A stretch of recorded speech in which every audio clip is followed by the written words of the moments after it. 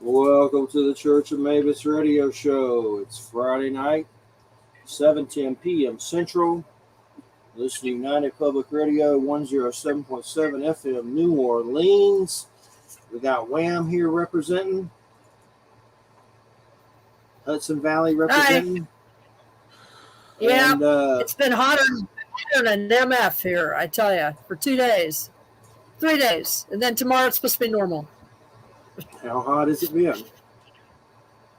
It got up to 93 today, and that's Wow. hot during the summer. So for it to be that hot here this early is bizarre. But it's like for 3 days, and then it collapses. Nice. It's getting hot here too. It sucks. We got Shebaz Butt here with us tonight. Beelzebub. Shebaz Butt. Return. That's his real name. Yes, my real identity has been revealed. And he told me to do it. Yeah, I'm Shebaz Butt, aka Bezel Al Hazard. Super Butt. His last name's B-U-T-T. B-U-T-T. But you can call me Mr. Bottom. But Beelzebub co-hosted with me for many moons. How many years? It was like 4 or 5 years, man, I think. 4 or 5? Yeah, 5 years at least. Then We you talked got to work and about stuff. all kinds of crazy things. I remember there was like an entire year or more where we did all aliens and cryptids and Bigfoot. Like that's all the shows were. And we talked to a lot of people about a lot of things. We had old Peter Lavenda on. Yeah, Peter Lavenda, that was great. Peter Lavenda. Yeah, Peter Lavenda. We did a bunch of them. I think I made Lon Milo Duquette angry though, and he banished me off the show. What? I remember. Why do you think you made him angry? What could possibly make Milo Duquette angry? I don't know. He got aggravated because he was talking about like magical tomes and all this stuff, and I was really into what he was saying. And I've always had this fascination with Simon's Necronomicon, and I was like, "Well, what are your thoughts on this?" And he's like, he was kind of tired of hearing about it, and he didn't want to talk about it. He felt like it was over talked about or something like that. And then it kind of like I got booted off the show, kind of. You know, like I wasn't able to get back in, like everything got lost, and I was like, well, maybe I got banished off the. What show was it? Our show? Yeah. He was talking about this really great book that he wrote of Lovecraftian style stories, and from different authors that represented that genre. It's a really cool book. And it was really great talking to him, but I just thought it was funny because I just kind of got like banished out of there. So who banished you? I didn't. No, I think it was like just a magical thing that happened. Yeah. like he was like I didn't do it. He's like, I don't want to talk about this right now, GTFO, you know. So yeah, like, all right, I guess. All right, I was probably never mind. Well, we're up to probably swimming the seas, but it's great to have you here. And first off, you mailed me your book, and you forgot to put my name on it. And my mom's other relatives in the big house were in the back, got it, and they opened it up, and they said, this must be Jeffrey's. But luckily it got to me, and then I get it and open it up. I'm like, man, what were they thinking? This thing is like Zodiac Killer, like encryptions and stuff in here. Yeah, it really would be a bizarre piece of mail to receive, I suppose. So what is the title of the book? Well, this is what I've done most recently is the Mysterious Talking Board, a guide to Ouija. And as part of like the series that I'm creating, where I'm going to do like small kind of pocket books that are about 80 pages, 60 pages about a specific topic, and I chose this the Ouija to start out with, just because it's been something that I've been fascinated with my entire life. I think that there's a lot of there's definitely a lot of superstition involved with it. Even people who aren't superstitious, or even a lot of atheistic people, don't even like to be around them. So of course I'm extremely attracted to it, since that's utterly terrifying, I guess. Do you think it's a doorway to hell? I mean, I don't know. I've never I've used a Ouija a lot. Never opened the doorway to hell that I'm aware of. We're using a Ouija board. Yeah. I think I think that it's like an oracle. Yeah. And I think the people have been using those for forever, since before we can really recognize the time, and that it's just as dangerous as anything else. Like I nowadays, like from like a paranormal point of view, if you're doing like paranormal investigation, I would say it's spirit communication, something similar to along the lines of using a Ouija, using an EVP, like collecting electronic voice phenomenon, that sort of thing, and using a digital recorder to capture spirit voices or spirit communication. Nice. I know the McGregors had a story that they shared with me and Wham about them using it, Rob and Trish, and they had something tell them to meet them. They said it was an alien communicated with them, and they said to meet them at this airport and look up in the sky. Well, they went there, but it turned out something that was the wrong airport. And then they later found out that there was a weird UFO sighting over the real airport that they were supposed to go to, and it was really eerie and weird. But they were on a show recently, and then they were going off to interview old Whitley Strieber on Monday, which I haven't heard that yet. But anyway, it's just weird. There's so many different stories about it. The Ouija board. So what's creepy too is how it's been mass marketed into like a kid's toy. That's kind of creepy. It's like Parker Brothers. Parker Brothers kind of fun. You know what I mean? Yeah, it's creepy. Yeah, well, I saw this. I saw this picture. I'm in this Facebook group called the Facebook group is called I'm a rando on Tinder, and these are my demands. And it's hilarious because they just share the strangest things they've ever seen on dating apps. All right, and there was this woman who got a tattoo on her back of a Ouija board across her back. Yeah. So that like she could lay on her stomach and people could use her back and her part of her butt as a Ouija board. Isn't that bizarre? Yeah, it's like a living altar, kind of like a sort satanic. Of, yeah. It was, yeah, I guess. If you think of it as satanic, I don't know. But, well, you know what I mean? How in like the Church of Satan, they use the female body as an altar. So they use like a body as a Ouija board. I'm not saying that it's satanic and inherently. I'm just saying that that's like something that they do. It's a sacrifice. Right. For sure. But go ahead. What was it? What was the title of the book again? And people can get these on Amazon, right? Yeah, it's The Mysterious Talking Board, A Guide to Ouija by Shebaz Butt. Nice. Is that what you called yourself, Shebaz Butt? That's his real name. That's my my non-Christian name.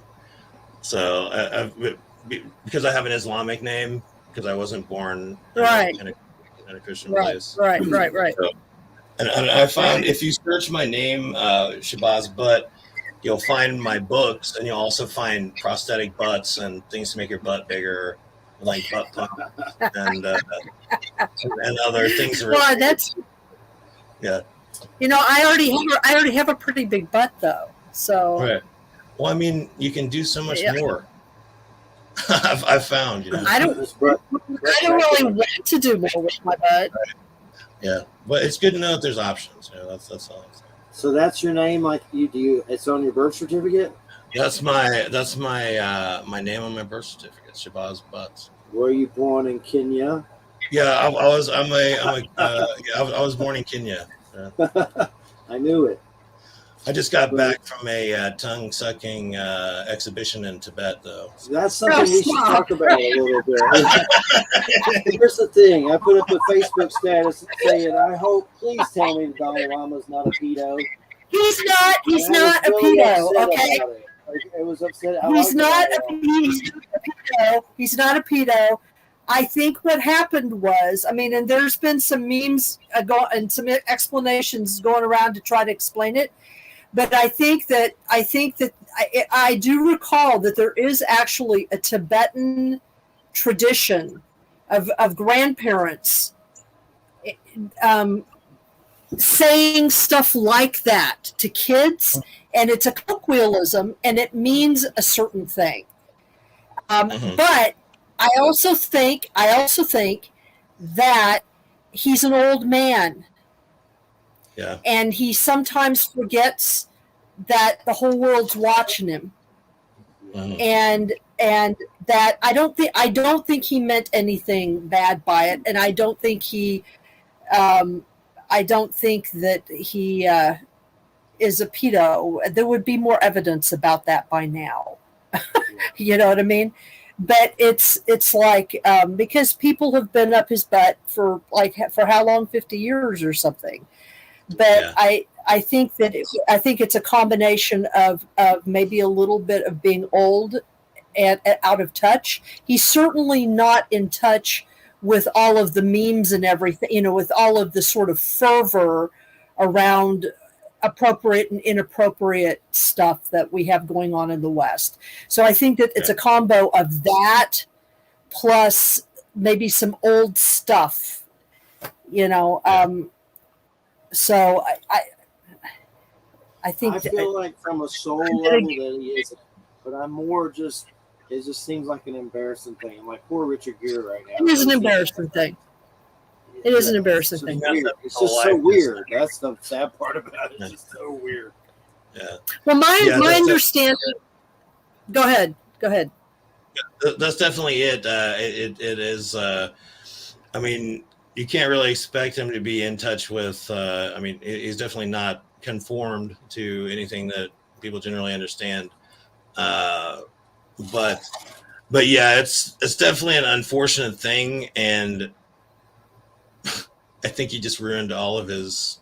I just think he ruined all his life. Kind of, you know what I mean?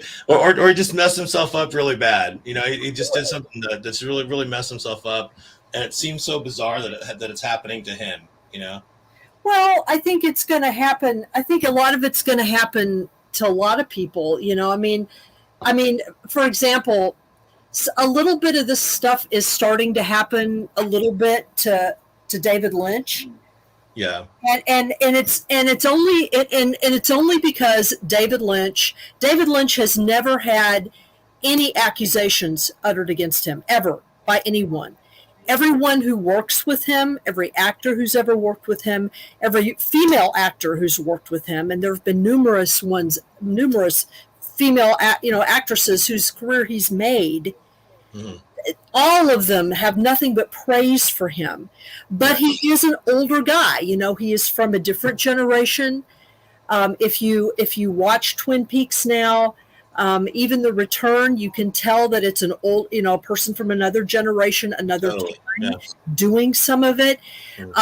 And some of the manner in which he portrays things, like in Blue Velvet, which is one of my favorite movies of all time. Yes. In Blue Velvet, even and some, just there are groups of people that will be upset by the way that, for example, the transgender character that David Duchovny plays in the second season of Twin Peaks is portrayed, and people forget how revolutionary that was at the time. Mm-hmm. You know what I mean? It was a big move. It was a huge move. It made Duchovny's career, but when you look at it now, it does seem kind of clumsy. But it was 35 years ago. You know what I mean? It's like so you have to sort of. I mean, there are people, young people that I know that are in their 20s, teens and 20s, that are complaining about David Lynch, and it's like, would you just shut up and look when he was making his stuff? Yeah, and understand that. That's the extent of it, because I've never heard anything like that. I mean, ever. That's the thing that they're talking about. I didn't even know they were. So that's the thing that needs to be considered. There's a lot of people that I know. I mean, we can use like transgenderism as an example, because there are a lot of people that I know who are like just trying to learn about transgenderism, how to interact with people, all this other kinds of stuff. And sometimes I don't think people are giving them enough room sometimes, because they're trying to grow. People are trying to grow. You know? Yeah, exactly. They're having trouble, but they're still having trouble with some things. And I think sometimes people are a little bit too quick to correct or too quick to criticize somebody who's trying really hard, you know, because then when you do that, people just get frustrated and they don't care anymore. You know what I mean? You got to give people a little bit of a break to get caught up, you know? Well, it's not just that, but like, you know, I've had many trans friends in my life. I mean, I still do. Me too. And that doesn't mean that I understand it. No. I don't, because I'm not a trans person. And I am an older person as well. So, you know, when it comes to my own preferences, the people that I would want to be sexual with, you know, that kind of thing, I have my own preferences. And frankly, sometimes there's no delicate way to say some of that stuff. You're as delicate as you can be, as understanding as you can be. Because people have the right and responsibility to say up front what they're attracted to and not. So it's kind of like, you know, it's just because people have been hurt and they're scared, and so what they do is they just get really intense about it, and I understand that, you know, but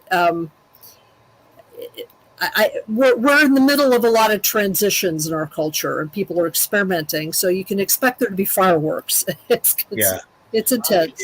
My sister is taking stuff to be a dude, and she'll make jokes about it, and I just try to stay quiet about it because I'm more concerned I'll accidentally say something that, you know, is insensitive, which I haven't, but it's just, I just tiptoe around it. My mom has accidentally said stuff that's upset her, and I don't know, it's just, you know, it's definitely complicated. I saw that Pedro Pascal, that dude, the actor, has a sister. I get, you know, I just get confused by it all and just shut up about it. That's my best bet, for sure. But whatever, you know, as long as my motto is, as long as no one's bothering me or hurting anybody, let them do what they want to do. Other than that, it's none of my business.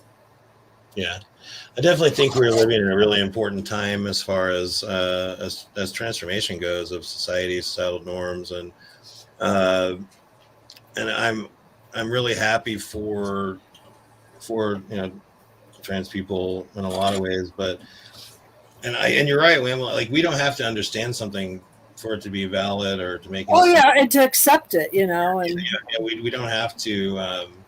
You know, it's like I've been fortunate in my life to have known trans people throughout my entirety, and it's just really helped me understand something. You know, I don't understand exactly what it's like, of course, but I understand how people treat people. You know, and it's pretty bad a lot of the time. So it's like I try really hard to not do that. Yeah, yeah. Try not to be a dick. It's complex. Right. And, yeah. I'm sorry, go ahead. Oh, I was just going to say, it's just complex. So, you know, you can't understand everything. They understand it better than we do, obviously. My life is so much simpler than that. You know what I mean? And I feel fortunate. You know what I'm saying? As far as like I've always understood what my gender was, and I mean I've definitely always been interested in androgyny, and in my earlier part of my life, when I had a better body, basically I wore like skirts and that kind of stuff, and long skirts and pantyhose and that kind of stuff, because it felt good and it looked good on me at the time. But now it just kind of rolls up and is itchy.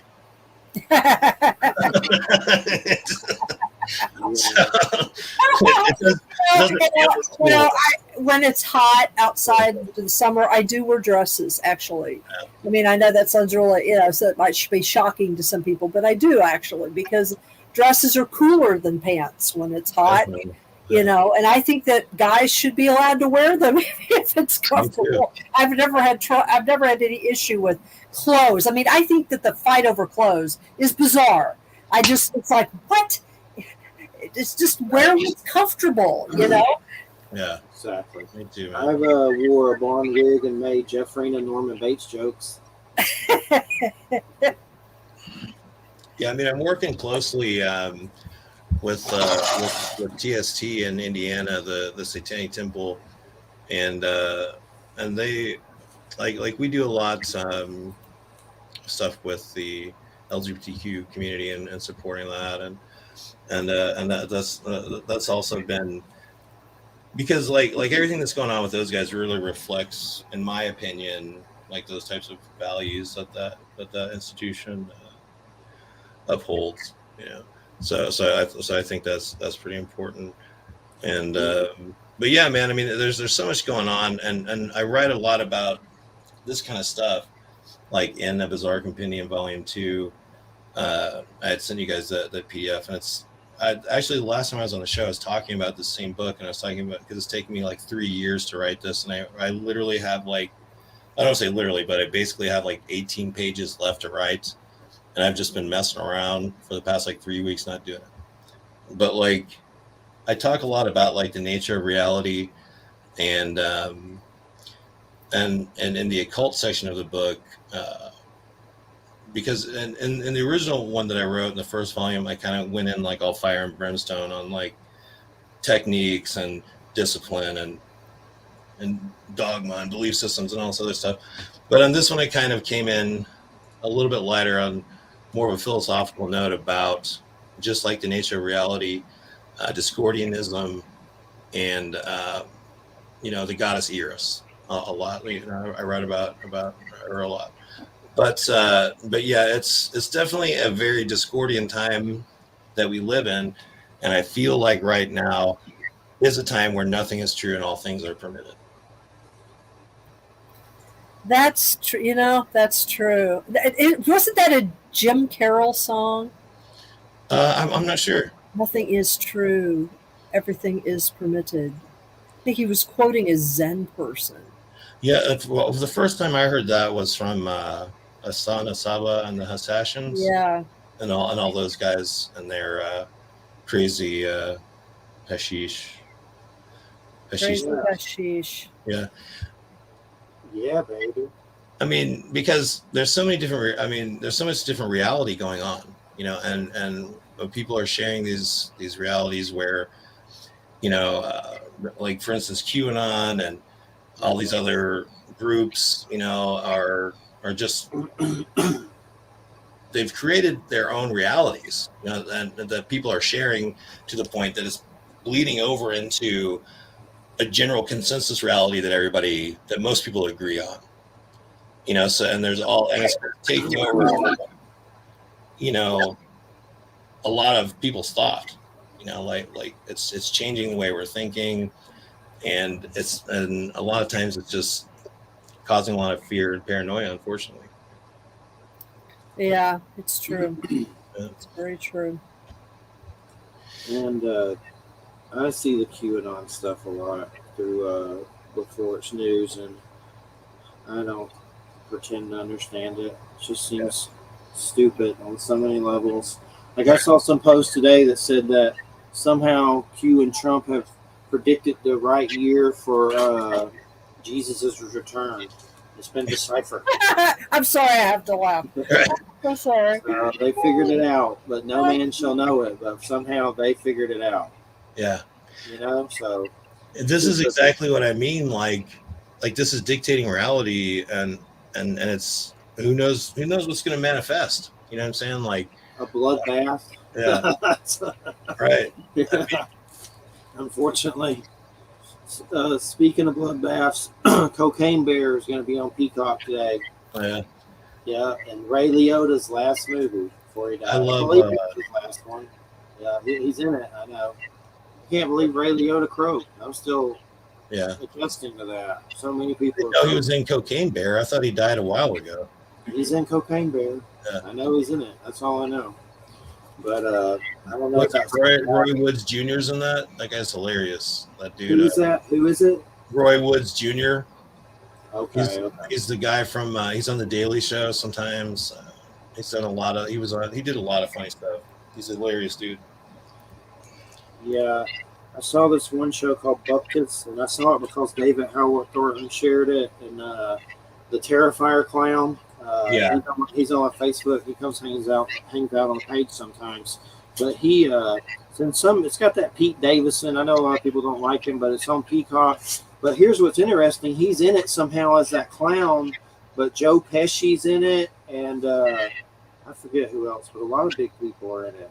Ray Romano, a bunch of people. But I was just surprised to see Joe Pesci in anything. Like, I haven't seen my buddy Scott's good friends with that guy that plays Terrifier, the Terrifier clone, David Howard Thornton. I think. Yeah, he hangs out on my page a lot. Yeah, a couple of my buddies they go to they help run the Days of the Dead horror convention and stuff like that. And Yeah. Run into each other a lot, and he's supposed to be a really cool dude. Like a lot of people that I've met in that setting are great, and I've been really fortunate.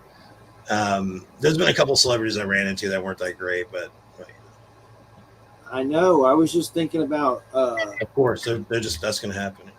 God, Gary Busey? You ran into him, but there was some weird stuff with Gary Busey lately at a horror convention. Did something inappropriate to a woman, and then they found him on a park bench, self-pleasuring. And he was arrested.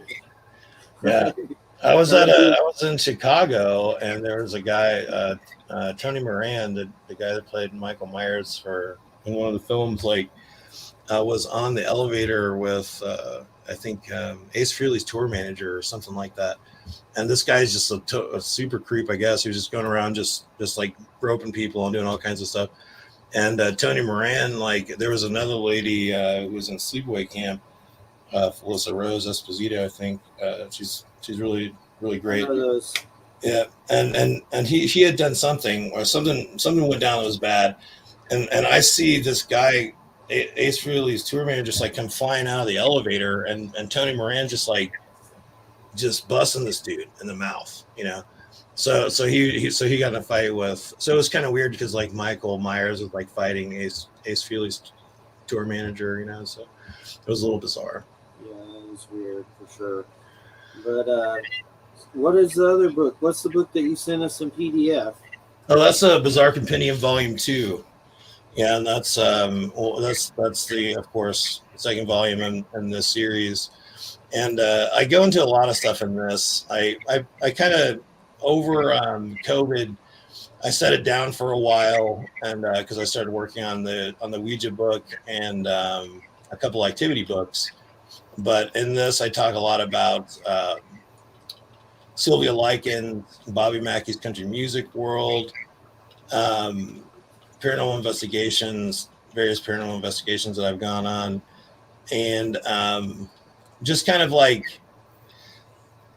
how my views and opinions have changed on occultism and how I practice magic and ritual magic and chaos magic and all those sorts of things, and some of the experiences that I've had over the last couple of years with mental health and improvements that I've made in my life concerning that. So, but yeah, there's so much stuff in here.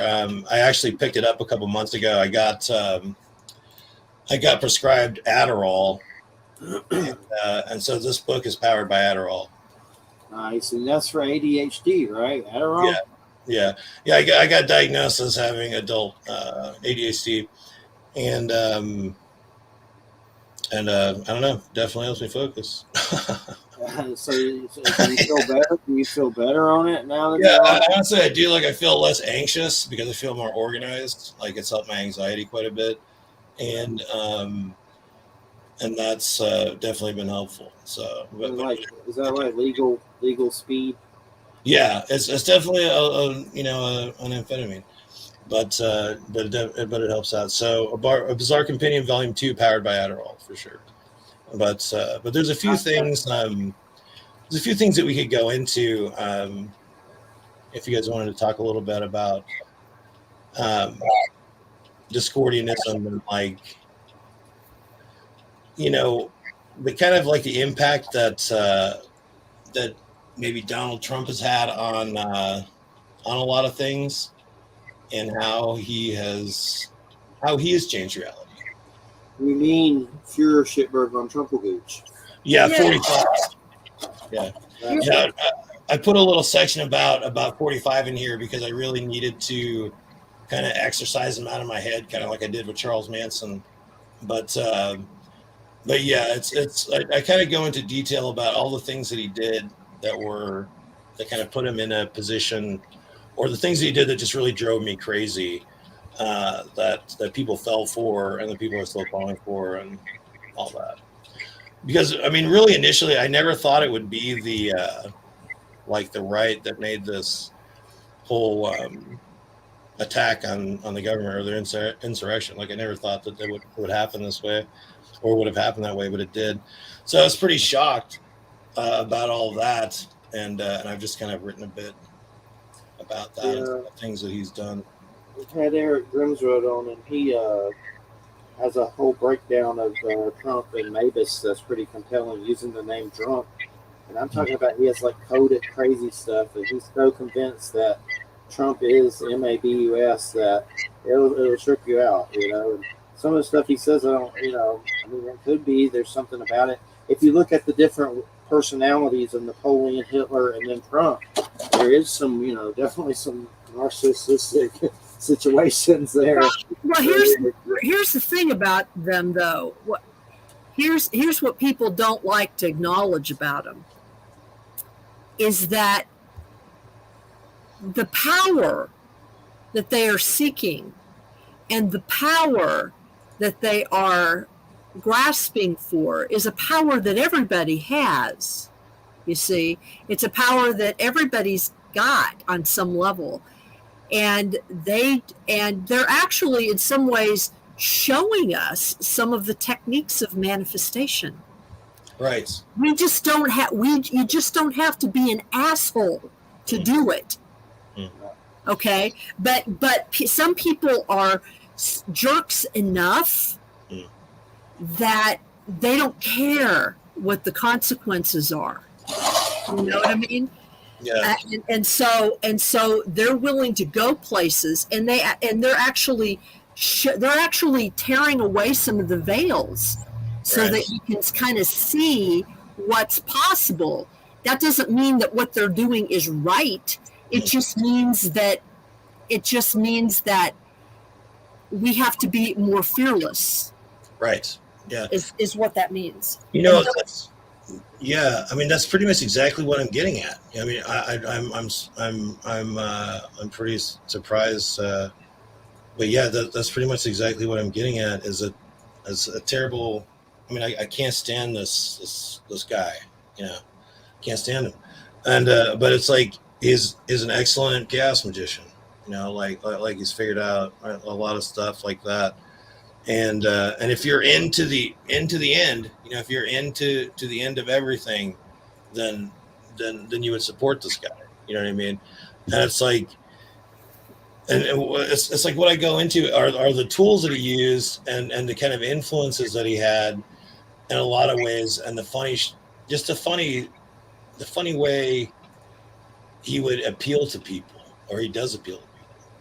You know, a lot of the times by saying the quiet part out loud, you know, a lot of the time he gives away, he can't keep a secret. He's always telling us about nefarious plots and schemes, you know. I mean, it would be hilarious if it wasn't so detrimental to everyone, you know. Right. And then, like in the Oprah Winfrey interview in 1988, he says that if he would run for president, he would win. The audience was riveted by all this. He also alluded that he had no real political alliances as far as being Democratic or Republican, and that he would run for whichever side he felt would be most advantageous to him. And then he also stated that America would be making a lot of money if he was a president. How weird would it have been if he ran under the Democratic Party? You know. Right. And then it's like everything.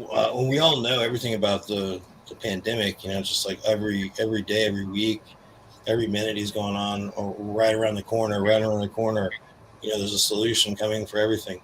So he just kept pushing the goalpost back so far that there's no way that he could be wrong, you know. And that's what we see a lot of cult leaders and people like this do, and then their followers just keep following. along behind them. And it's like one of the, I think one of the cleverest things that he's done is made himself into a victim, you know, uh, by claiming a lot of the times also that he's standing in the way of your freedom, or of you being persecuted, of you being imprisoned, you know, when that's not true at all, you know, because he's done, he's being, people are trying to punish him for the things that he's actually done. You know what I mean? I haven't committed those types of crimes. Nobody's coming for me. You know what I mean? And that's the thing, is just pleading on this fear and terror. You know, is really what's made him so powerful. You know, I saw this weird picture where he was next to Mussolini and doing, I guess, the weird facial same thing, like from the dictator dude. It's like there's a picture of Trump and that dude.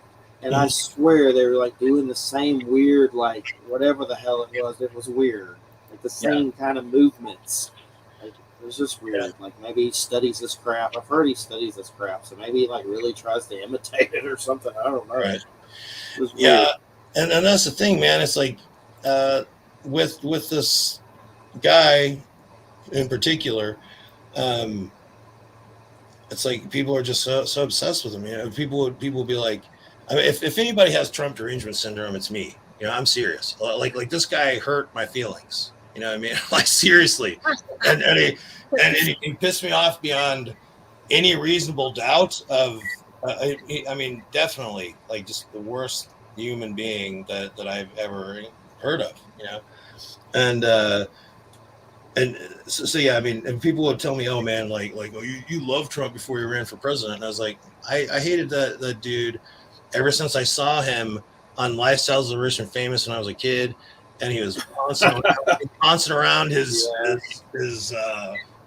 penthouse with his gold toilet and his hitting on his daughter, you know, and all this other stuff. My mom was like, she's like, I don't care. She's like, I know you're gonna do the best you can, but whatever you do, never be a man like that, you know. And I was like, okay, you know, and I understood where she was going with it. You know, I was like, I get this. He's just trash, you know, just utter trash in a suit with a ketchup bottle, you know. But I could go on like that for hours. Yeah. What about 666 Trump Tower? That's the address. Yeah. I just think that's great. Honestly, I think that's pretty hilarious. I think it would be really unfortunate if Trump was the Antichrist. I'd be super disappointed. It would just be so dumb. Because I always thought it'd be like way cooler. Well, he has to fight Jesus in Megiddo. Yeah, well, I'm sure. I mean, man, Jesus is bound to get his ass whooped. I mean, it just is. He's a pacifist. You know what I mean? I mean, he'll like in wrestling. Wasn't he in wrestling and like made fun of poor people and stuff? Like that was like his stick. Yeah. He was like the what was it? The bad landlord or whatever, slumlord or something like that. I just think they all suck. But I'd rather just have Bernie. But I'd rather have Biden and Trump. I just think they all suck. Like they all, except I like Bernie, but I don't really like Biden. But I'd rather have him than Trump. Yeah. I don't like any of them. Yeah. I when all this started happening, when I made a couple astrology charts because I don't have them with me right now. I wish I would have thought to prepare this, but I didn't. But I had but I made one for Hillary Clinton, I made one for Donald Trump, and I made one for Bernie Sanders. I did their natal charts, and then I kind of projected it forward into the president at the time. And then, like, what ended up happening was Bernie Sanders was 100% honest in what he wants to do. Like he really wants to do what he wants to do, what he says that he wants to do, but he's not the right person to be a leader like that. You know what I mean? Like he can't be that kind of leader because he's like specifically focused on he needs his attention in this place. You know what I mean? Like this is what he's best at. And Hillary Clinton she had everything pointed in at her. Like there's a lot of things that were pointed at her that were surrounding her. And then Donald Trump had victory. That's the only way you could spell it. It just had victory all over it. and it made me really angry. But I knew that I knew it was going to happen. You know, like before it happened. Basically, I knew as soon as he ran that he was going to get it. And but yeah, it was so bizarre looking at their charts because there were three very dynamic charts. And I've done a couple hundred of these, and they're all very unique. But it's interesting to see the charts of people who are in charge of like history, you know, like that sort of thing. But it is different. But yeah, so I mean that's my little witchcraft 2 cents worth on that. But it was really weird to see that. It's like Bernie Sanders is the best person, but he's not the right person to do the entire job like that, you know. And it's not like Donald Trump. It said Donald Trump was either, but he was going to win regardless. He could win this next time. And that's just something else, man. Like that's really what's to make my head explode because of all the crime that he's committed. You know, like the obvious crime, and he can still be the president of the United States. You know. Yeah, it's just insanely ugh. Yeah. Blah. So Right. what's it like hanging out with all these Satanists? What are they doing? None of them believe there's a real Satan, right? They just like kind of like the Ant and LaVey stance. Well, it's totally different than I mean, and like my experience with this group has been pretty good, and it's like I'm not like a media rep or anything for them, but I do the I'm the assistant to the art director, and I'm on the leadership council for the state.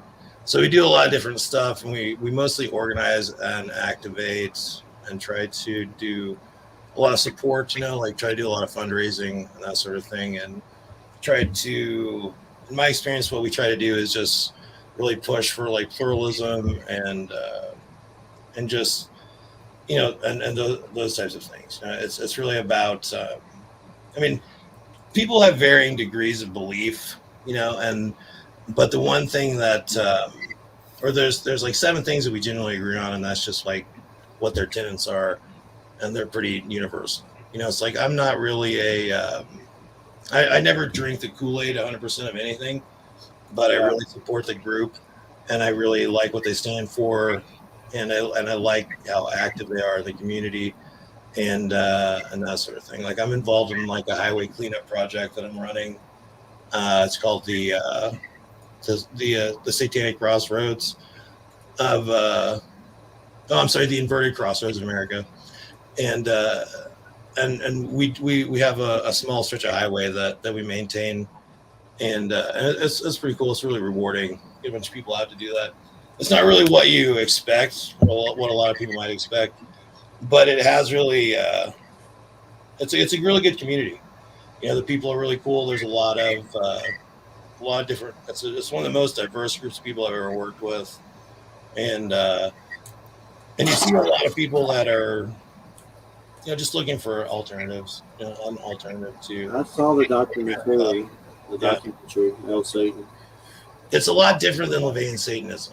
You know, it's not the same. I see it more as like because that's where I got my roots as a Satanism, was in LaVeyan Satanism, and you know, when I saw, because I was in the Satanic Panic, I know you guys experienced that too. Oh yeah. Yeah, and I had it was really cool because I saw the 2020 special with Hugh Downs, I think, and Barbara Walters, and it was inside the Church of Satan, Anton LaVey, and it showed like the inside of the Church of Satan, and like the nude female altar, and you know, and all this other stuff, and I was like, whoa, my God, what is that? You know, and it's, you know, it shows Anton LaVey, and he's just looks awesome, you know, just a really cool looking dude. And they have like daggers and skulls and half naked women. So when I was like a little kid, I was like, this is life. You know, I was like this. So I was really into it because I was like, why are people like so against this? You know, because in my experience, I grew up in a fundamentalist literalist Islamic household, and you know, in Islam, they at least in the fundamentalist literalist aspect of it, we do sacrifices on a lot of the holidays like Ramadan and Eid and all these other things. And so I was making sacrifices to an Abrahamic God, and then Satanism was saying, don't hurt animals, or don't harm animals unless you're using it for food. Make sacrifices of yourself, like that sort of thing, or those are the real sacrifices. So it seemed more humane to me. Like Satanism always seemed more humane to me than Christianity or Islam or any other religion, because they're, at least my experience with LaVeyan Satanism was, it's like the preservation of innocence. You know what I mean? You can't really keep that forever, but you got to hold on to it for as long as you can. But in these other Abrahamic religions, it was more like blood and sacrifices and eating the blood of Jesus and drinking his body, and and like all this other stuff that just sounded so terrifying.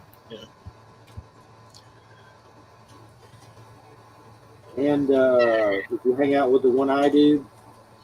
The one-eyed dude? No, I've never met that guy. I was in. I went to one-eyed man.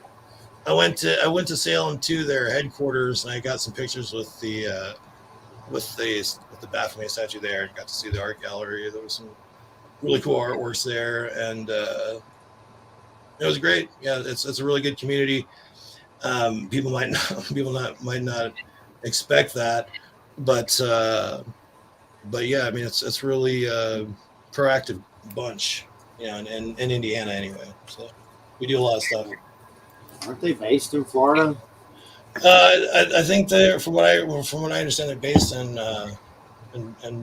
Boston, I think, or Massachusetts, right? Salem. No, there's some Florida ones for sure. Yeah, I think there's chapters all over the place. Yeah. And if you just sign up to their newsletter, you're not making a pact with the devil, are you? I mean, kind of seems like it. I don't know, man. Like, I haven't signed up to the newsletter yet, so and I gave up my mortal soul a long time ago. Where did it go? I wasn't using it for anything, so I was like, is that when your mom you can donate it for some right. things, Yeah, I mean, I occasionally I get filled up with a different one. Yeah. With a different soul, and then that gets tired and passes on to you.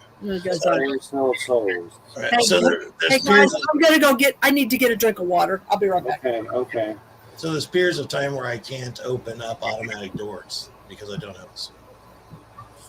Let's see, and I don't know. It seems like when I first thought, think of it at first with the Aunt LaVey stuff, it just seemed like they were just trying to piss off Christians a lot. Is that part of it? Like part of at first, maybe? I mean, the shock rock of it. I mean, it's the blasphemy is fun. You know what I mean? And we have to admit that. I mean, especially if you are revolting against something that has oppressed you or you feel like has oppressed you for your entire life, then you want to thumb your nose at it in the most offensive way that you can possibly, to break free of those restraints. Does it validate their Christian view that there is a devil, though? Because now they're like, well, look, there they are. There they are. It's real. There it is. Well, I mean, in NTSC generally, from what I understand in my experience, there's not really a general belief in the literal devil. Yeah, it's more the character, or the idea, the concept, of all that. And I mean, LaVeyan Satanism has changed, and it's like I've abandoned it. I've abandoned LaVeyan Satanism finally after years of it, because it has become stagnant, in my opinion, and the people that I see there's a lot of unfortunately, it's kind of a guilty by association thing, but there's a lot of like white supremacist groups and different theistic Satanist groups that are claiming to be like LaVeyan style satanic grottos and all this other stuff. So they're really getting kind of mixed up in and stuff that I can't really contend with anymore. Was Aunt LaVey really throwing some raw to Jane Mansfield, the actress? What's that? I said, Was Aunt LaVey throwing some rod to Jane Mansfield, the actress? Were they I think it's possible, man. Like I hope so. were they in a relationship? I hope. I mean, yeah. I mean, there's a lot of pictures of them together. There's a lot of stories about them being together. There's a lot of conjecture about that for sure. And I mean, I hope so. For his sake. Did she like die in a bad car crash or something? Yeah. Head, so. Part of the story goes from I've read it in a couple different books, but part of the story is that he put a curse on her boyfriend at the time, or a guy that she was seeing, or that she was mixed up with, and he told her not to hang out with him anymore. She might get hurt. She hung out with him anyway, and then that night they got in a car crash, and the guy got in a car crash and they died. The guy was in so Aunt LaVey put a curse on the boyfriend, and they were both, the boyfriend and her were in the car together when the crash happened.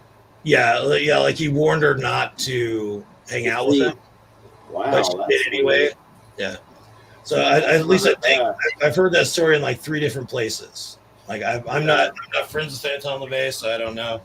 But so rumor is he put a curse on a guy that he didn't want her to see, and they went to hang out, and the wreck happened. Which, something ended up happening where her boyfriend, I can't remember his name, like disrespected his house, kind of, like disrespected him at his house, and he was generally just kind of a dick, and he, so apparently from how the stories go is that he felt guilty about it in a way.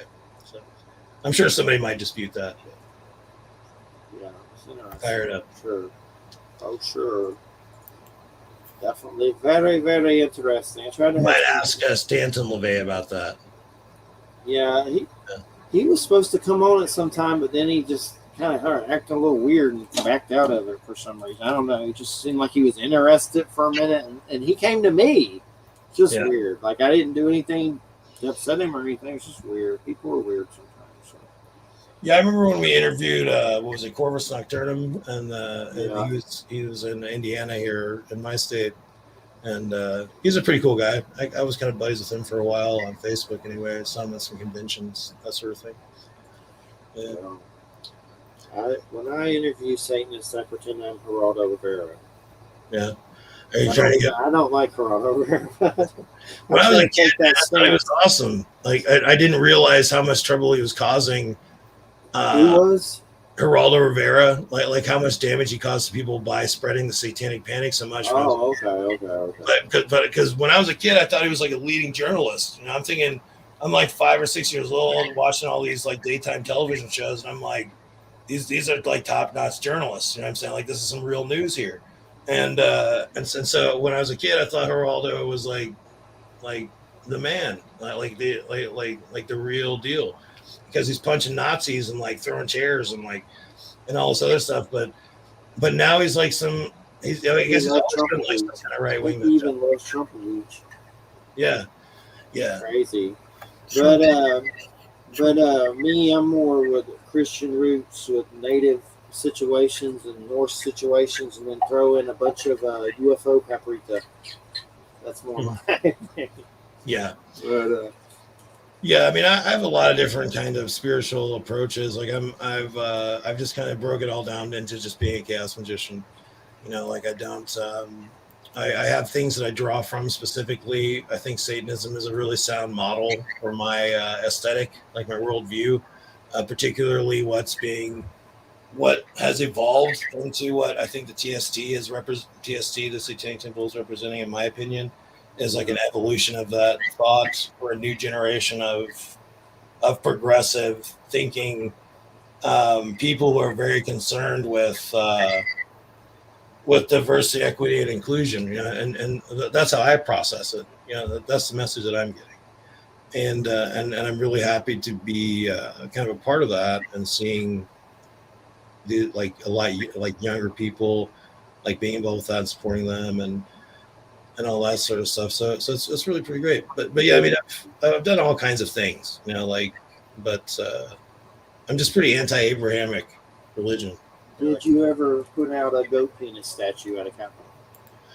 Would I put a goat penis statue out at a Capitol? The statues, doesn't it have a penis? The statue, the buffalo. Yeah, I think that it should be able to be displayed. I think you should be able to display a penis in public on a statue. Does it have a penis? I can't remember. It doesn't, because it's got kids next to it, and if they did that, they would execute it. They would execute every mother.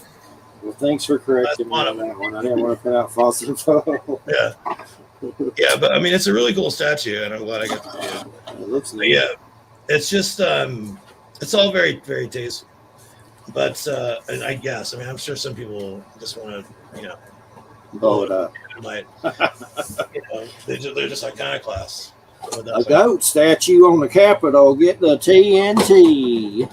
I mean, I think it's really important to have pluralism generally, or to have this, because I mean, we don't really have to get into all that, but it's like these people fled from a place to go to a place to persecute people, then to go right back to where they were, to what they were fleeing, and then genocide. Like that's just kind of how I spell it. It's like what happened. Like why are we back to this now? And like to this whole like white nationalist Christian kind of thing that's going on. Yeah. It's really terrifying, because over this past couple of years, I mean, I've been around. I just turned 46, and that was pretty awesome. And I'll tell a story about that. But over the course of my life, I've seen a lot of things not change. I've seen a lot of things stay the same. I've seen the same people argue about gun control, saying the same things that they've said like 30 years ago.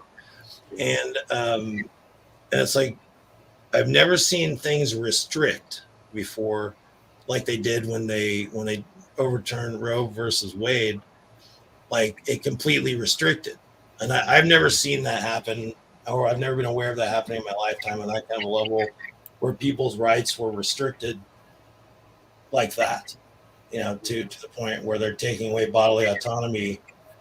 And I've never seen that happen before in my life, or I've never been aware of it. So that was utterly terrifying to me. That was. Well, that's their goal. Yeah. That's their goal. And we can't let them have their goal. Yeah. Just can't do it. And in Indiana in particular, like the state that I'm in, they're very, very red state. And they just passed a bunch of, or some new laws against the LGBTQ community, and gender affirming care and all that sort of thing. So it's like, it's just a mess, all that stuff is just a mess. For sure. Yeah, I mean, the thing that I think is wild is this whole sort of,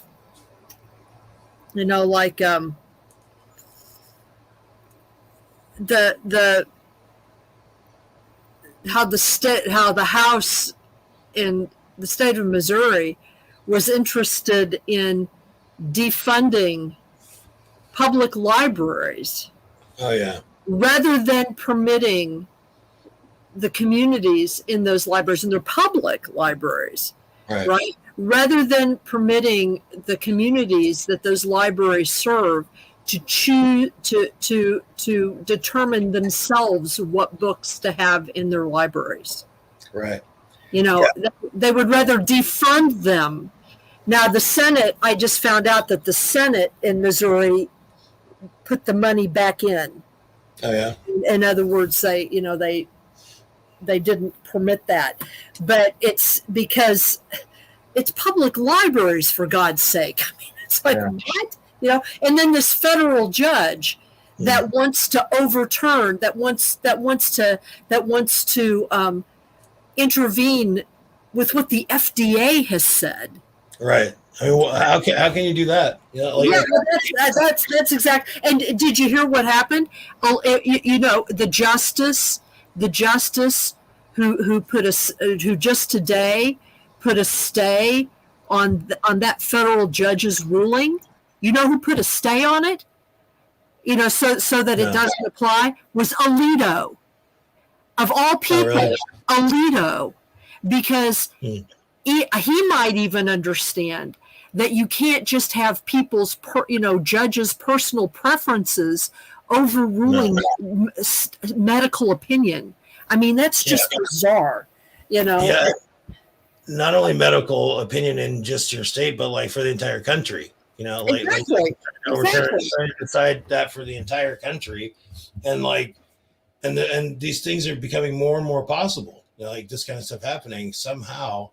And yeah, I mean, it all kind of goes back to what I'm talking about in a bizarre companion volume 2 and the nature of reality and how everything is changing so drastically,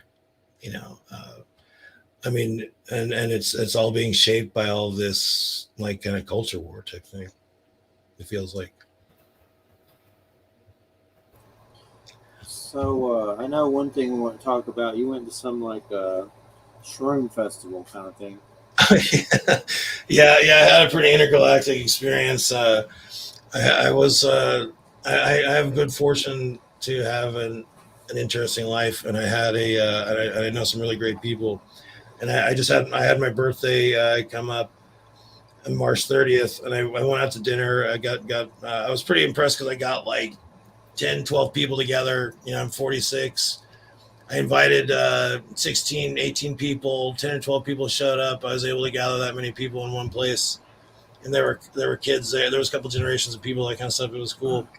And my friend, who I'll refer to as Geraldo Legume, had an opportunity for me to go to a hash bash in Ann Arbor, Michigan. And I've never gone. And ever since I've been smoking cannabis, I've experimented with drugs my entire life, and or one way or the other. And when I was about 13, 14 years old, I started smoking cannabis, and I've been in love with Mary Jane ever since. And as soon as I heard that there was a place like that, I wanted to go there. Like there's a festival where you could just hang out and smoke weed all day and try all kinds of new things and be in this huge culture. And after 32 years, that finally happened. And I got to take a trip over to a slightly more liberated state of Michigan. And we go to this hotel, and we go over there. We go to this hotel, and we get a parking space that's just right outside the door, and we get our parking pass. And all day, I was only there for like 9 hours, but it felt like it was maybe 3 days, something like that. And we got our parking pass. People are trying to buy our parking space like all day, like offering like $500-$600 for this parking space. And I go into this hotel, and it was weird because I have no idea where the badges or the bracelets came from, but they were just there. It's like you have to knock on the ice box 3 times and somebody gives you your passes. I don't know. It's like a weird code that you had to do. And so we go in, and people are just smoking out, and that wasn't too out of the ordinary or anything like that. But throughout the course of the day, I probably smoked like 46 joints. I probably ate like 5,000 milligrams of cannabis, and probably a quarter of mushrooms, and it took me about 4 days to recover from this, because I'm just going. It's my birthday. Everybody's giving me free stuff. They're just giving you pre-rolled joints and mushroom samples and all this other stuff. And I feel like I'm going to get arrested the entire time. Like I just feel like the cops are going to come in and just arrest me and haul me off, because I'm surrounded by I don't know, like hundreds of pounds of marijuana and mushrooms and all kinds of stuff, and there's just these different. It's just like a cannabis flea market, basically. Like you go in and it's just all there, and it's really affordable. Like everything's like super cheap. Like people are buying pounds of weed for like $1,200. They have like $80 ounces, stuff like that. And so I'm just like Charlie in the Chocolate Factory, running around crazy. And And I had so many interesting experiences and conversations with people I'm slowly remembering, but it really did kind of knock the wind out of me for a couple of days after that. What Because is this place called again? it's called like Hash Bash. Hash Bash. Yeah. Yeah. Well, And what it's really state was it? What state? Michigan. Nice. Yeah. So I mean, it was really pretty great. It was really a cultural experience. Everybody, I've been doing a lot of work, like I said, with the Mother's Tribute. It's this not-for-profit that I work with, where we deal with like fentanyl homicide and that sort of thing. And I've been building QR codes. So I'm tripping on mushrooms. I'm really high, and I'm walking around and I'm scanning people's QR codes and they aren't working. And I'm like, hey, do you know your QR code's not working? They're like, no. So I start geeking out on this. I start freaking everybody out because their QR codes aren't working. And then I went around and I started fixing everybody's marketing. It was really weird. Like I just came in and like saved the day a couple times, and people were just giving me all these joints and mushrooms, and I don't know. And then when we were coming back, we had to come back, and like we were assailed by tornadoes on all sides, like literal tornadoes. We're like bombarding the areas that were around us, and everybody's like pulled over on the side of the road, and we're just like driving through somehow when we get back to Indiana. But yeah, it was really an amazing cultural experience. It was a lot different than I thought it would be, but I hope to do it again.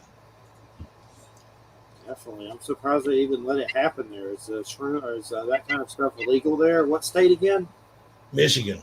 Okay. Is it legal there at all? I mean, Yeah, it's still illegal. Yeah, everything's still illegal. Everything that was going on was 100% legal. Everything is legal. Yeah. I know in Oregon, it's legal, right? Shrooms and stuff. I think so. Yeah. Yeah, I mean, there's some places. I mean, it's just, but I definitely overindulged. But and I use cannabis a lot, medicinally and recreationally. But I don't overuse or anything like that unless I'm at Hash Bash. Like I don't abuse stuff. We have medicinal here in Florida, but get this, Alabama is about to have it. Indiana is never going to go. I'm never going to do it, man. Never. I got to get out of here. Alabama. I never even thought that would ever happen, but they're getting the whiff of that money. Well, this is a state of Mike Pence. Minds. I mean, Indiana is a state of Mike Pence. So it's never happening. The state of Mike Pence. It's like this really sort of retroactive form of consciousness. Pretty much, yeah. I mean, he lives right down the street from me. The state. I'm in the state of Mike Pence. The state of Mike Pence.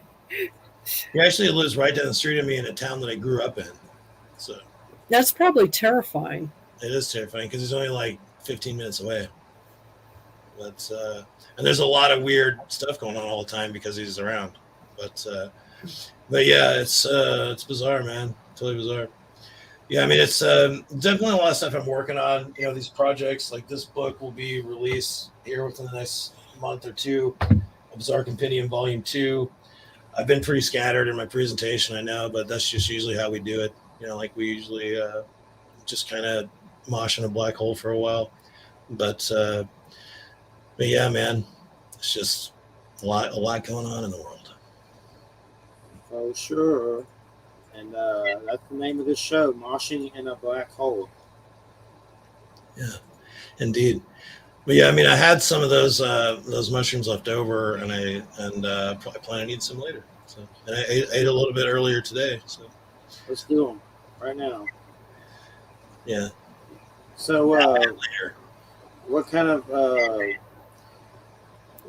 of music you've been listening to, or is there any in particular that stood out at that place? Well, surely there's some music going on, right? Oh, it was just like there were some live bands that were like kind of okay. They're just playing like reggae and blues, and that kind of thing, and it was just okay. Just like sway back and forth too in your blaze. but yeah, I mean, a lot of the time there's not very many new bands that I'm listening to, but there's a lot of 'cause I listen to a lot of different type of stuff. Like I like punk rock and metal, industrial music, like Ministry and Nine Inch Nails and all that kind of stuff. And it's not really being produced anymore, unless it's Ministry or Nine Inch Nails or those bands that are making it. Yeah. And so I'm finding some new stuff here and there. But I know a lot of people that I'm working with that I meet are Taylor Swift fans.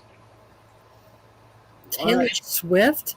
Yeah, there's a lot of people I'm meeting that are Taylor Swift fans. What does that even mean? Yeah, like they love this lady called Taylor Swift. Why? Yeah, I imagine that she has like 800 sweaters. Like she has a small apartment sized closet that's just full of. Well, she actually like lives with her mom a lot. Oh yeah. Yeah, I mean, it's like I mean, I don't like I'm not a fan of hers at all. In fact, I don't understand her if people that would be, but I have seen her like on chat shows, like the Graham Norton show and stuff. Yeah. And based on what I've been able to put together, she's very much a kind of a homebody in a lot of ways. Right. Except that she occasionally will have these sort of these sort of randy relationships with celebrity guys that then they have these dramatic breakups, and then she has to write a pop song about him. I mean, that's sort of what I've picked up about her. I think she's a Sagittarius. Oh, yeah. But anyway. That's funny. I think it's hilarious. I mean, the people, who am I running into? I'm running into lots of women who have children, who are still having children, like into the world we live in.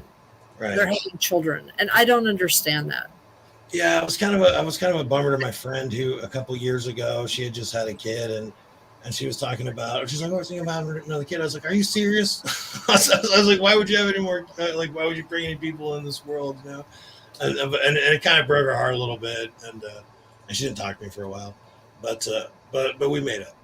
But it's but yeah, I mean, I definitely get what you mean. Like I'm 100,000% glad that my son was born, but I never intended to actually physically bring anybody into the world, because for those reasons. I was like, this is like, I don't want to be responsible for that, but it happened. I'm glad about it. But yeah, I totally get what you mean. That's a mess. Yeah, it's like, I mean, they're perfectly nice people, but it's like, why do you want to bring children into this? Right.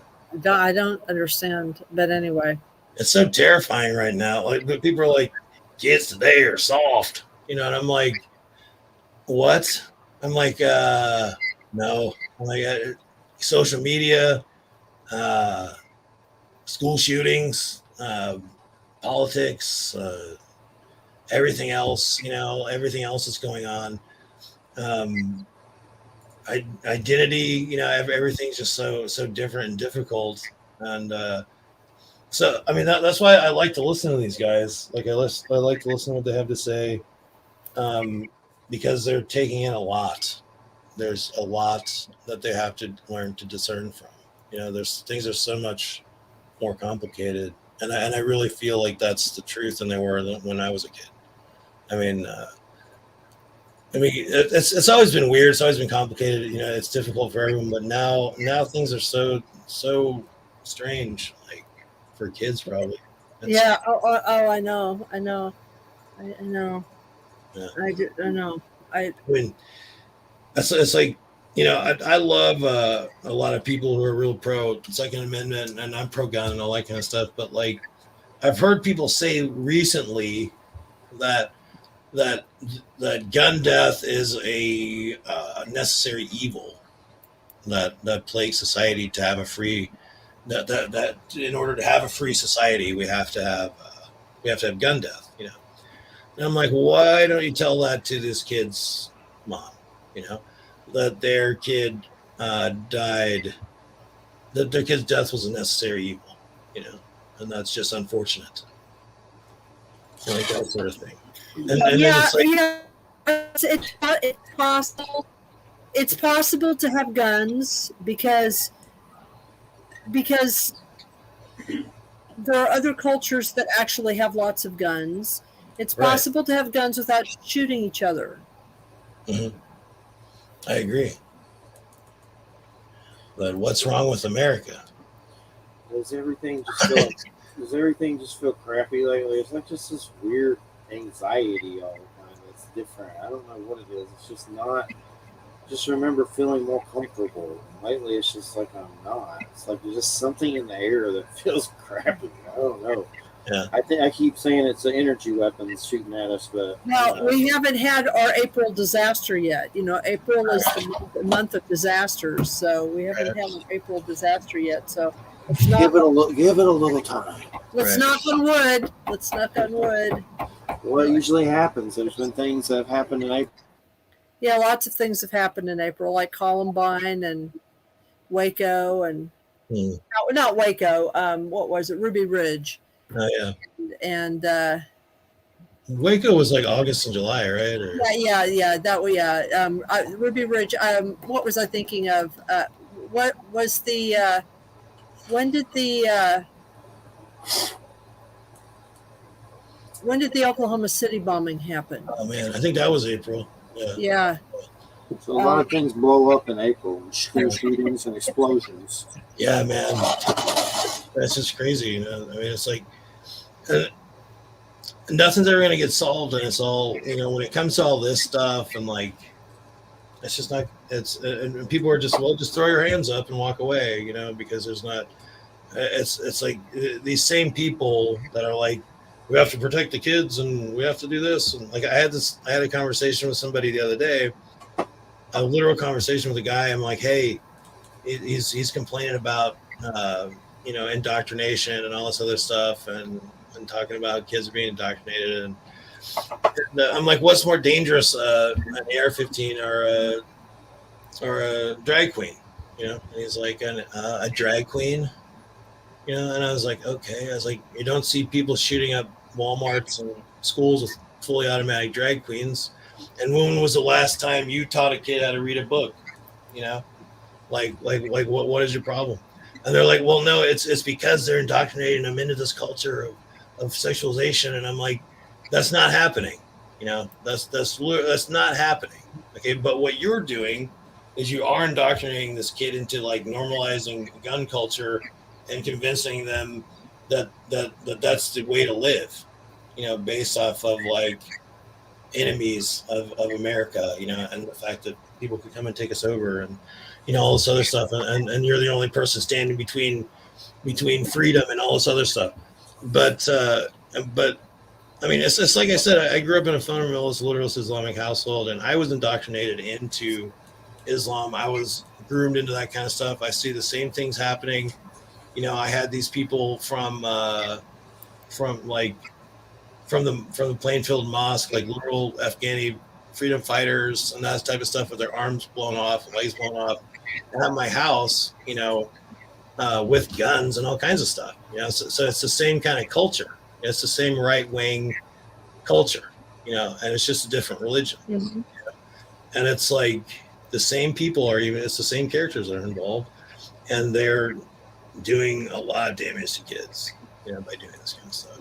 But it's like they don't see it that way. They don't see it that they're actually doing this. They're actually indoctrinating children, whereas they assume that this is happening because for some reason people like to sexualize drag queens. Like I've never thought like, oh man. When I think of like drag queens, I think of like performance. I think of art. I think of like theater. I think of those types of things. I don't equate that in my mind to sexuality right away. Like that's not the first thing I think of. Yeah, there was a shooting with a transgender recently. This was like the first one I ever heard of, but it was in Nashville, some situation. But I was more concerned because I saw the right wing blowing it up now. Like I saw some article one place calling to euthanize transgender just because of this one incident happened. Right. God. Yeah. Now they're also trying to say that transgender people shouldn't have guns either, even though there's guns for everybody except for these guys because they're unstable. But like, I'd like anybody that I know who is a gun owner to pass a psychiatric test that can evaluate whether or not they should have fully automatic weapons or handguns. I'd like for anyone that I know to pass an honest assessment. Yeah, and I bet I would know a lot of unarmed people if that was the case. So you see any paranormal stuff lately? Honestly, I haven't really been delving too much into anything like that other than the things that just happen naturally around me. Like the normal paranormal stuff that happens in my daily life, the weird synchronicity, the magic that happens, the things that I intend to do, that sort of thing. But I haven't gone out to research or areas or do any investigations in several years, mostly just out of a lack of resources and time. But I still do a lot of, and honestly, it's like the paranormal is a huge part of my life. I mean, I live that way, but it's gotten so boring, as far as like the things that people are presenting, how they're presenting it, and the same tired tropes like being drugged back out again over and over again. Like it's not really going anywhere new or exciting. Yeah, I hate to be a downer like that, but it's just kind of how I feel. I used to watch the YouTube channels and shows and stuff like that, and go out in the field and do a lot of stuff and talk to people. But now it's just all become so stagnant. It's there's a lot of like overly religious like investigators, and like everything's demonic, or Ouija boards are portals to hell, and honestly, I don't get along well with a lot of paranormal investigators because I mix a lot of occultism, ritual magic, and other things in with my paranormal investigating and other techniques for spirit communication, like invocation and evocation, when I'm doing these types of experiments. And it makes them very uncomfortable because it's like I've met a lot of paranormal investigators that are like, I want to go investigate, but I don't want to get too dark. I'm like, what do you mean by that? Like what does that mean? How do you define what that is, or how do you know that that's even happening, or like what's going on? A lot of times they're like, well, the demonic, and I'm like, okay, sure, but it's like that's not going to happen all the time, and if it does, it's like they make it like there's this rampant, like demonic scourge that's running across the world, just like slaughtering people left and right. When it's like, if there is anything paranormal going on there, probably some shitty old ghost that's just a grumpy old person, that died, and they're just being jerks, you know what I mean? Or something else, you know what I mean? And but it's just people are approaching it with so much fear that it's making me sick. Would you make love to a Bigfoot if the chance presented itself? I would not make love to a male Bigfoot. I didn't say male. A female Bigfoot. Bigfoot. Yeah, but I it really depends on if I was equipped to do so. Because I don't know. I mean, my stature's pretty good. I'm 6'3", that kind of stuff. But yeah, I don't know if these are like 10-foot tall ladies. I don't know if I'm gonna be able to hang. Yeah, there's also paranormal, the missing people stuff. The missing 411, but that could be lots of different things. I've heard this thing lately. All these rumors that there's a Skinwalker Ranch type ranches in the Florida Panhandle, and I've had several different people say it, but they won't tell me where. And I've even had Mark Muncy say that the people that own it don't want to talk about it public, but they may do it like anonymously or something. They don't want people to know, but I've heard it from several different people that these, they're here. I just don't know how to interrogate someone to find out the location. I would love to get involved in that sort of thing. Like that's the kind of stuff that I'm talking about. Like, and I think it'd be cool to. I mean, I would love to go to Skinwalker Ranch, even though I believe it's incredibly dangerous. I believe it's a really dangerous place, but I'd love to go there and maybe get devoured by an extra dimensional being. Yeah, definitely interesting. I haven't kept up with that show either. I saw one season of it, that Skinwalker Ranch show, but Right. I haven't Yeah. seen other ones. Really, over the last year, some of my like I've talked about in the past, a lot of my interest in um, I didn't really I always had a lot of interest in ufology and like aliens and contactees because I mean, and I got a lot of experience from that working through the show because we talked to a lot of contactees, abductees, and inductees, like a lot of different people, and I learned a lot from their experiences. But over the past couple of years, I've been reading a lot of Colin Wilson, a lot of his stuff on aliens, like Alien Dawn, and a few other books, and all of the interesting correlations that he's made.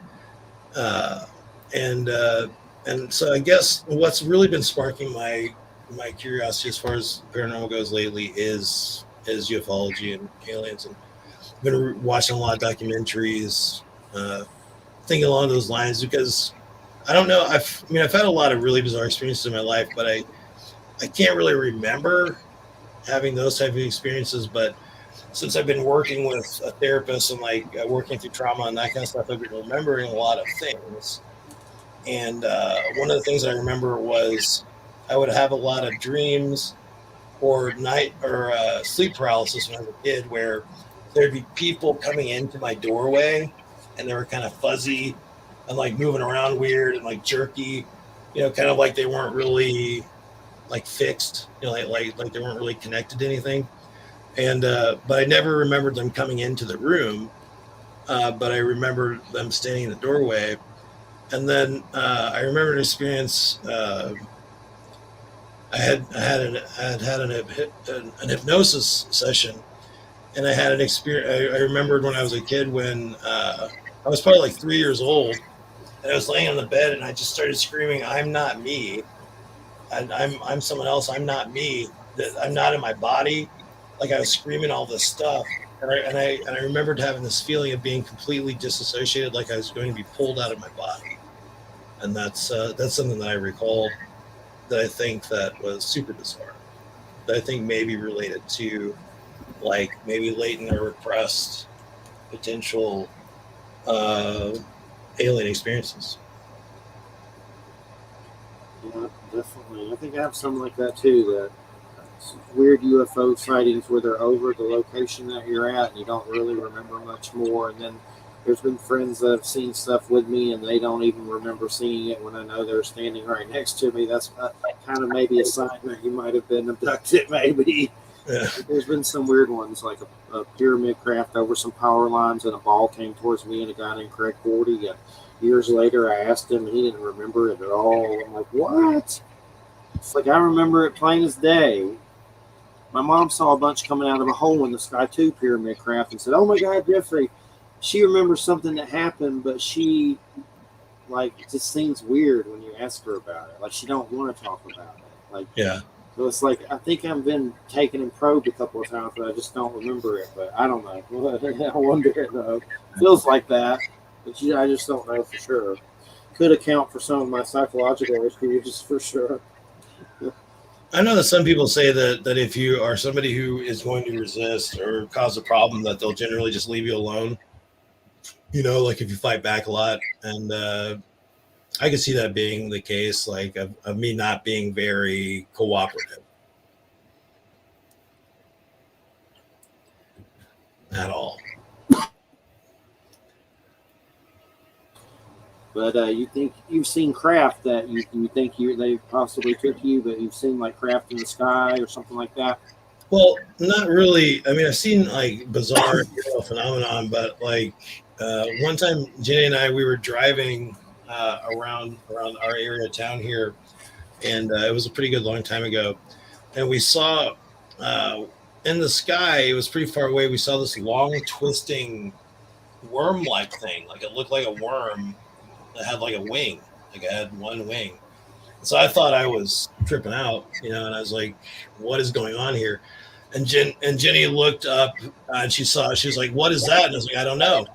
And we saw other people that were in cars around us. I started looking around, and they're looking at the same thing too, because we were stopped in traffic for a good like 7 or 8 minutes, and people were kind of freaking out, and it just went further and further away, but it didn't look like sky trash or something that had gotten loose. It looked like a worm, like a big worm with a wing that was turning, and it turned into a bunch of clouds, and then I didn't see it again.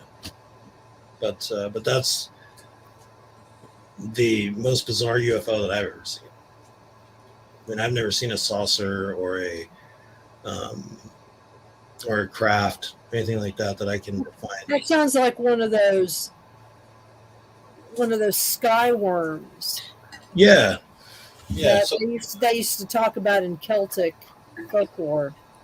Yeah, it looked like blood, just like that, like a sky worm. Like it had like a one big wing that I could see, and it blew my mind. I was because I think Don Webb said one time something along the lines of, just because it looks weird doesn't mean that it's not paranormal. Something along those lines. No, right? No, it probably is. Yeah, right. Yeah, because I mean, how the hell are we supposed to know what something paranormal looks like? So it's like. Isn't that the point? Right. Yeah. So just because it looks weird doesn't mean that it's not paranormal. But yeah. So that really freaked me out. But I definitely, without a shadow of a doubt, believe that there's like extraterrestrials. I don't even think that should be a question anymore for most people, like that are thinking. You know what I mean? Like that there's something like that going on. I mean, come on. Come on, man. Give it up. Does anybody, you ever hear any stories about like Satanists being bothered or attacked by other people for being Satanists, or they pretty much avoid them? Does anybody ever come up to them and go, "Jesus is gonna kick your ass, man"? Yeah, that's actually a pretty big concern. Safety, confidentiality, all that type of stuff is really a big deal. I am someone who really respects that sort of thing, privacy, confidentiality. I would never. I'm not a snitch. I'm no snitch. But like, it's kind of like, it is a real threat, and it's kind of hard to, because I'm open about everything. Like this. I am. I'm a Satanist. I work with this group. I am a chaos magician. I'm open about everything in my life, and so. And I've had to deal with a lot of consequences of that. I've been attacked. I've been in a lot of fights. I've had to fight for my rights, physically fight for my life. All kinds of other things. I've been attacked, and I've even had the authorities, police, teachers, preachers, authority figures, have definitely.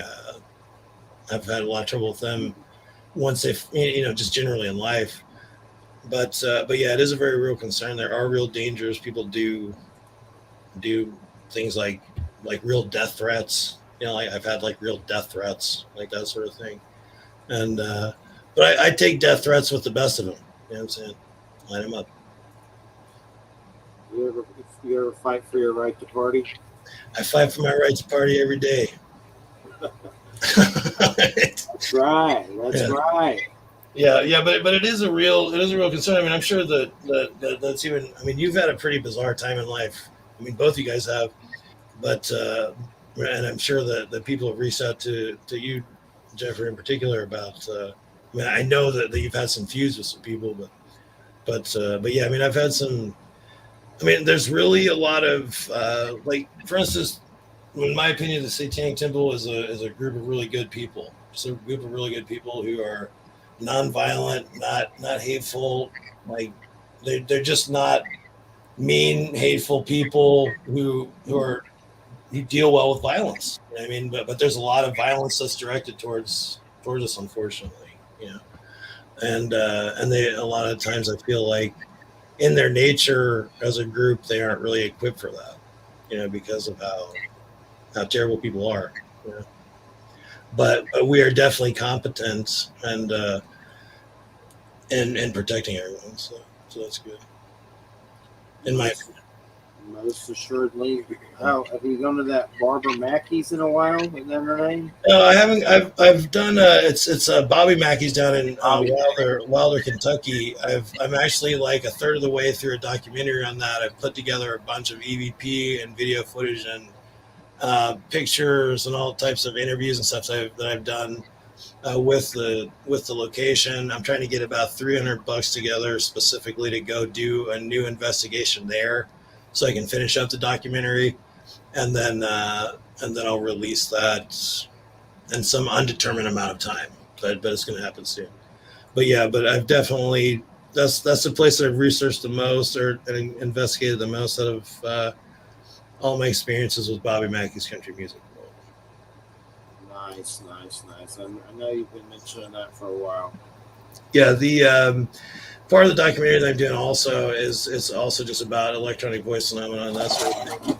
And I put some. I also did an investigation at Herb Baumeister's house. Herb Baumeister, I don't know if you guys know who that is, but he's an Indiana serial killer who preyed on the LGBTQ community, specifically in the late 80s, early 90s. And he lived in Westfield, Indiana, which is about 15 minutes away from where I live. And his house is still there. This is like a mansion. It's a gigantic, like mega mansion. And this guy owned the Save-A-Lot grocery stores and had some other businesses. He was pretty well off.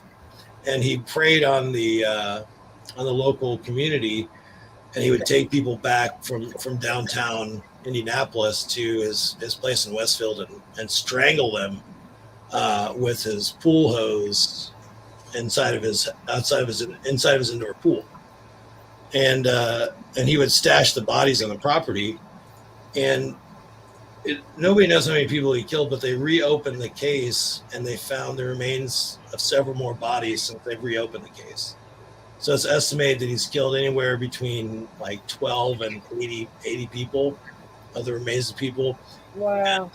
And it's like, it was such a weird experience to be able to do it, because most serial killers' houses have been burned down or destroyed and that sort of thing. But his is still there, and there's people that live in it, and they rent the place out for paranormal investigations. Yeah. And I asked the guy, I was like, well, why do you do this? And he's like, well, because my in-ground pool is expensive, So it costs him like a lot of money to heat his in-ground pool. So he opens up his house for paranormal investigations. And we go through there, and I get into the pool room, and I'm right next. The pump is still there. The hose is obviously gone, but the pool pump that was connected to the hose, where untold amount of people were strangled to death. I'm sitting next to this, and I ask clearly how many people were killed in this place, and I hear all at once you hear a bunch of different numbers. Like you hear like 12, 10, 64, and you hear these numbers just come through like clear as day, And I got a bunch of other EVPs like that where I was like, does anybody here want to communicate? And then Steve, the name Steve would come through my device over and over and over again. So I don't know much I didn't know all the details of the case. And so I went home after the investigation, and I was going through through all the data, and I started looking up information about the cases, and there was a victim named Steve Hale. And he was a guy that actually Baumeister took there and who survived, but then went back a second time and was killed. So he didn't kill him the first time, he killed him the second time. And his name was Steve Hale. I got a picture of the guy, and it was really creepy, because because it's happened to me, I think 3 or 4 times, where I was doing an investigation, and I took an EVP or a piece of evidence, and I was able to match it up with a real person in history or a real event. So that was pretty bizarre. And this was in Indiana? Yeah, it's right down the street. Yes, Westfield, Indiana. There's a guy, Herb Baumeister. He was a pretty bad dude. But the weirdest thing about it is during that time, my wife was going to school with his daughter, and I was living in Westfield in a house with this girl and her mom. I was homeless at the time, and I shacked up with these guys. They let me live at their house, and I had a room there. And there's a place like right down the street from that house called Marlowe's. It's a breakfast cafe, and we went there and we were having breakfast. And her Baumeister came in to the restaurant, and I was looking at this dude. I was like, "Who the hell is that?" Because he's like looking at me like I'm a snack, because I'm basically like his complete mo. You know, like skinny, homeless, teenage dude. You know what I mean? And my friend Carrie's like, "Oh well, that's so and so Baumeister's dad," and I was like, "Okay," but he was like 6'5", 6'6", really weird, scary looking, kind of like a ghoul. He looked very ghoulish, and he was obviously like, as soon as I saw that guy, like all these alarms went off in my head. I was like, there's something really messed up about this dude, you know, and he left, but I actually had a real run in with him before probably 2 years before he killed himself. So. Wow, I'm looking at his picture. He doesn't creepy. You know what I'm talking about? He looks like his mouth could open up large enough to swallow your head. You know? Yeah. He's definitely spooky. Yeah. Something from a horror movie. Right. Oh. But yeah, I mean, I haven't written about him yet, but I plan on it. But that was definitely an eye-opening experience. I swear there's one guy on that talked about weird stuff that may have talked about that guy before, but we had on. I can't remember his name right now. Yeah, it's just so weird that. And then my friend Harry, he said that he used to go down the highway where he used to travel, because he was also accused of being like the interstate highway killer, and because he would travel back and forth for business, and on the same route that he would travel, there were a bunch of bodies that were found, you know. And so my thoughts have always been that he was part of like a murder club. Like there's maybe 2 or 3 people that were doing this, you know, and because I mean the case is really fascinating if you get into it, and I think it's really amazing that they've opened it up again, and I'm excited to see like where it's going to go. There's a guy named Steven Snyder. I think he might have mentioned something like that. I could be wrong, but he was into a lot of serial killer stuff when he was on the show. But that name just rings familiar for some reason. Mm-hmm. But so we got a few minutes left. What's the best place to get your books? And any links you want to give out or anything? Well, the best place to get my stuff is on Amazon. Just search Shebaz Butt, Shebaz Butt. Go on to Amazon and search my name. You'll find my books. You'll find prosthetic butts. You'll find all kinds of interesting things. Ads. And but check them out. I've got 3 activity books that are pretty fun. I've got the Bizarre Companion Volume 1 and The Mysterious Talking Border Guide to Ouija. And you can check those out there, and I'd really appreciate it. I just heard someone say butts. Is that someone there with you? That was me. I was. Oh. Yeah. I was like, what the world? The ghost is back. I was like, butts. We had some weird audio situations with a few shows, like during the McGregors. It sounded like a drum went off during the show or something. There's been just some weird. I know that wasn't. Now I know, but I just heard it. I was like, what's going on now? I didn't see Wham's lips move because it's dark. Right. I'll tell you a good one me and Christina seen, and I've seen it before a movie, and I'm thinking of it now for some reason. Anthony Hopkins' Magic with that ventriloquist dog. Oh, yeah. See that? That's awesome. Yeah, I saw that when I was a kid. Yeah, I saw him in Elephant Man, and then I saw him in Magic. Like that's how I. That Magic is a true. That's a good one. Just that dog is very creepy.